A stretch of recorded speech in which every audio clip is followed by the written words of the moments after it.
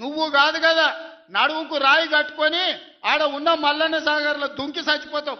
మల్లన్న సాగర్ కాకపోతే రంగనాయ సాగర్లో మెడకు తాడేసుకొని ఊరేసుకొని చచ్చిపోతావు. చంద్రశేఖర్ రావు గారు నన్ను గెలకకు, నేను అన్ని చూసిన.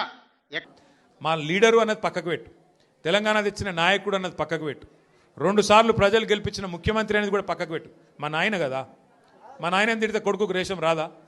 ఇక్కడ దాకుంది కోపం, ఇక్కడ దాకుంది. దొరికితే ఎడమకాలు చెప్పు తీసుకొట్టాలని ఉంది. కానీ ఏం చేయాలి? ప్రజాస్వామ్యం. ఎకతక్క మాట్లాడితే మళ్ళీ ఏమంటారు? అగో వీనికి బాగా ఇంకా వీనికి అహంకారం ఉంది రాబోయ్ అంటారు. అహంకారం నాదా ఆయనదా? నేను గుంటూరులో చదువుకున్నా అంటాడు. అరే నేను గుంటూరులో చదువుకుంటే నీకేం వచ్చింది రాబోయ్? నాకు అర్థం కాదు. అప్పుడు ఆంధ్రప్రదేశ్ కలిసి ఉండే, నేను గుంటూరులో చదువుకున్నా, మళ్ళీ హైదరాబాద్లో చదువుకున్నా, పూనాలో చదువుకున్నా, అమెరికాలో చదువుకున్నా, నేను ప్రపంచం అంతా చదువుకున్నా. నీ లెక్క చదువు సందే లేకుండా తిరగలేదు. మీ అమ్మాయి నీకు చక్కగా తోవ చూపెట్టలేదు. నేనేం చేయాలి దానికి? నీ ఏడిపోయింది నా మీద. అవో వీనికి ఇంగ్లీష్ వస్తుంది అంటాడు. అరే నాకు వస్తే నీకేం నొప్పిరా నాయన? నేర్చుకో.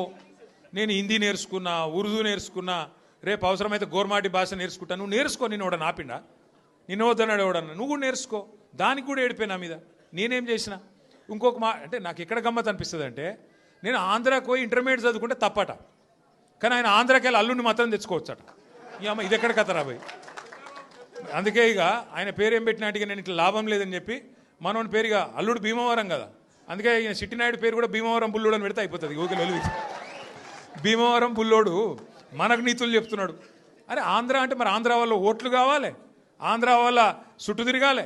కానీ మళ్ళీ ఆంధ్రాని మాత్రం నేను పోయి చదువుకుంటే నీకు నచ్చినది. నీకేం బాధ అవుతుంది? నాకు అర్థం కాదు.